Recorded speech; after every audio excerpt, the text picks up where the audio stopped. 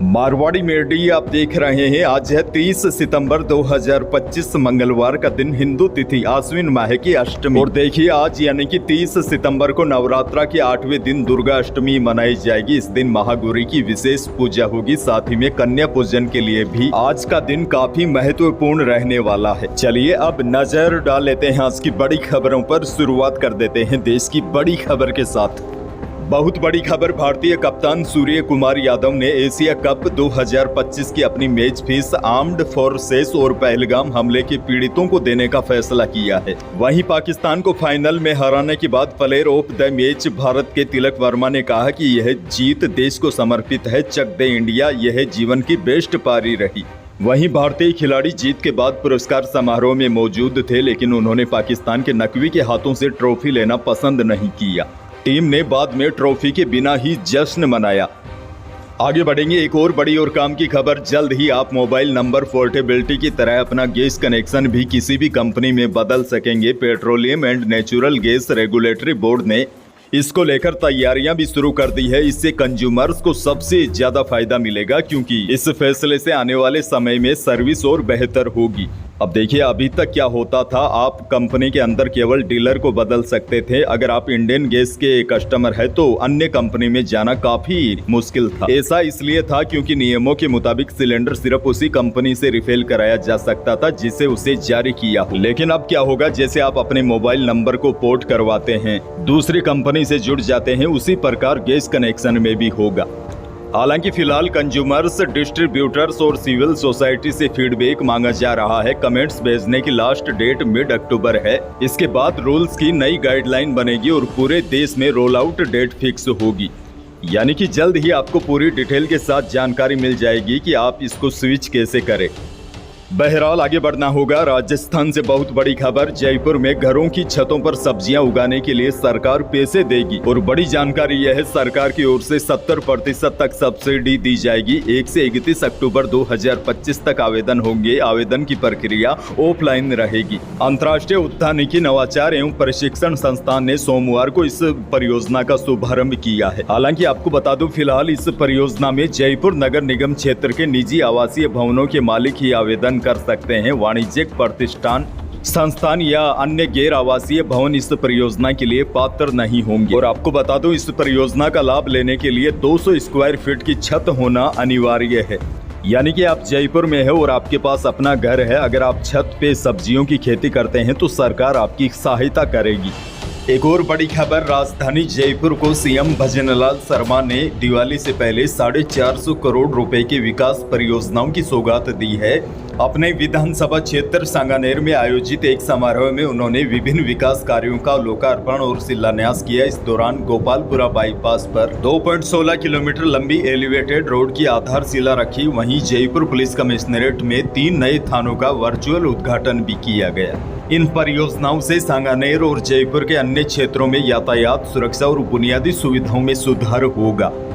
एक और बड़ी खबर, प्रदेश में स्कूलों के समय परिवर्तन को लेकर अभिभावक अब की बार उलझन में है। वैसे हर साल शिविरा पंचांग के अनुसार 1 अक्टूबर से स्कूलों का समय परिवर्तन हो जाता है और शीतकालीन समय की शुरुआत होती है। इसके अनुसार सुबह 10 बजे से शाम 4 बजे तक स्कूलों का समय रहता है, लेकिन पिछले 3 सालों से यह पैटर्न बदल गया है और अब की बार भी शिक्षक संघों ने भी 1 अक्टूबर से समय नहीं बदलने की मांग रखी है। आगामी 13 अक्टूबर को दीपावली है, ऐसे में अब दीपावली के बाद ही स्कूलों के समय में परिवर्तन होने की संभावना है।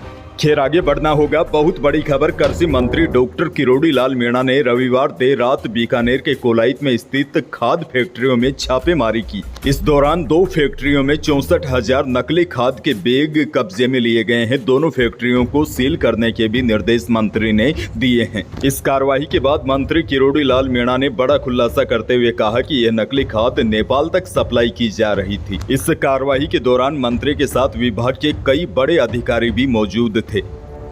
आगे बढ़ेंगे। एक और बड़ी खबर, उत्तर पश्चिमी रेलवे ने 4 ट्रेनों के समय में बदलाव किया है ताकि रेल संचालन और बेहतर हो सके। जोधपुर डीआरएम अनुराग त्रिपाठी ने बताया कि बदलाव अक्टूबर 2025 से लागू होंगे। इस फैसले के बाद ट्रेन संख्या 54814 बाड़मेर जोधपुर पैसेंजर 1 अक्टूबर से ट्रेन जोधपुर स्टेशन पर रात 11:15 बजे की जगह 11:30 बजे पहुंचेगी। इसके साथ ही बाड़मेर दिल्ली सराय रोहिला और जोधपुर दिल्ली सराय रोहिला सालासर सुपरफास्ट के समय में भी थोड़ा सा बदलाव किया गया है। लेकिन बड़ी जानकारी ये है, सबसे बड़ा बदलाव बाड़मेर गुवाहाटी एक्सप्रेस में हुआ है। यह ट्रेन 5 अक्टूबर से बाड़मेर से रात 11:15 बजे चलेगी, बालोतरा में रात 1 बजे पहुंचेगी और 1:05 पर रवाना होगी। यह ट्रेन जोधपुर में सुबह 3:15 बजे पहुंचेगी और वहां से 3:25 पर रवाना होगी।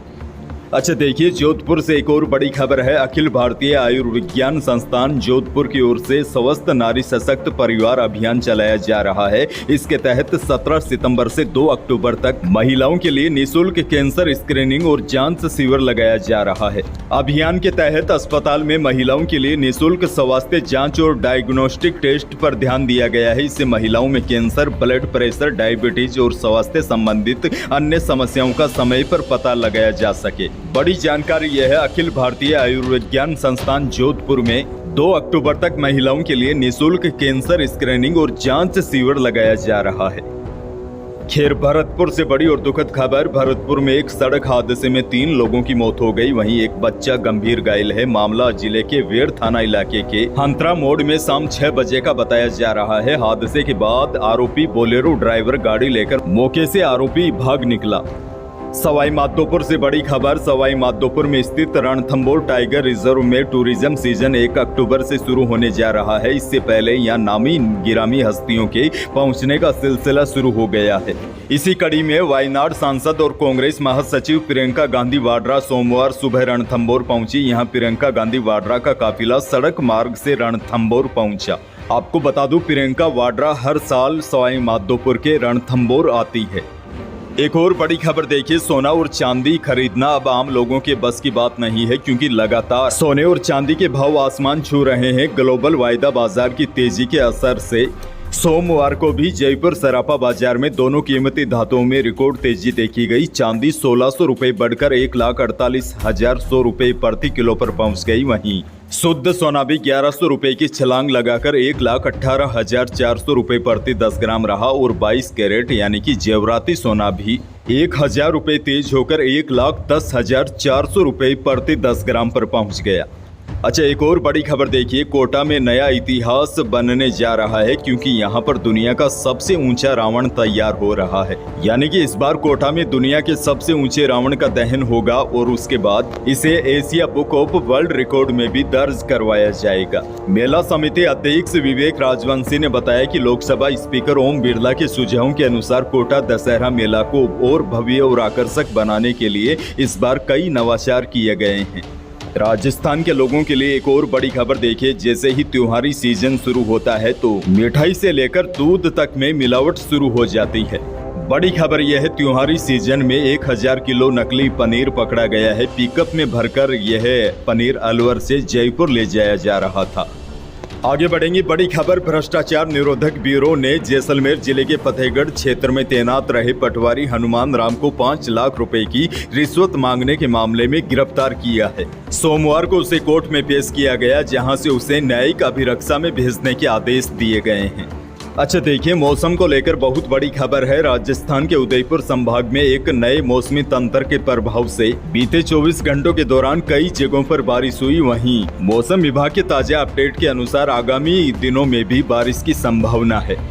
दरअसल बंगाल की खाड़ी से एक नया सिस्टम आया है। इसके प्रभाव से 2 अक्टूबर तक प्रदेश के 20 जिलों में बारिश होने की संभावना है। ऐसे में किसानों को विशेष सलाह दी जाती है कि 2 अक्टूबर तक विशेष सावधानी बरते। मौसम विभाग के ताजा अपडेट के अनुसार इस नए मौसमी तंत्र के असर से जयपुर, अजमेर, भरतपुर, कोटा और उदयपुर संभाग के कई जिलों में बादल छाने के साथ कई स्थानों पर तेज हवाएं और हल्की से मध्यम बारिश होने की संभावना है। आज यानी कि 30 सितंबर को अजमेर, सवाई माधोपुर, टोंक, बूंदी, कोटा, बारां, झालावाड़, चित्तौड़गढ़, प्रतापगढ़, डूंगरपुर, बांसवाड़ा, उदयपुर, भीलवाड़ा, पाली, जालोर, सिरोही, बाड़मेर और राजसमंद में हल्की से लेकर मध्यम दर्जे की बारिश होने की संभावना मौसम विभाग ने जताई है। हालांकि इस सिस्टम के असर से पश्चिमी राजस्थान के जिलों में बारिश की संभावना काफी कम है, फिर भी किसानों को कुछ सावधानी बरतनी शुरू कर देनी चाहिए, क्योंकि यह सिस्टम थोड़ा मजबूत है। ऐसे में कई जगह बारिश की संभावना बन रही है। तो यही थी प्रदेश और देश की आज की कुछ बड़ी और महत्वपूर्ण खबरें। वीडियो को लाइक करना बिल्कुल न भूलिए और चैनल पर नए हैं तो सब्सक्राइब जरूर कीजिए ताकि आप अपडेट रहे बड़ी और काम की खबरों से। धन्यवाद।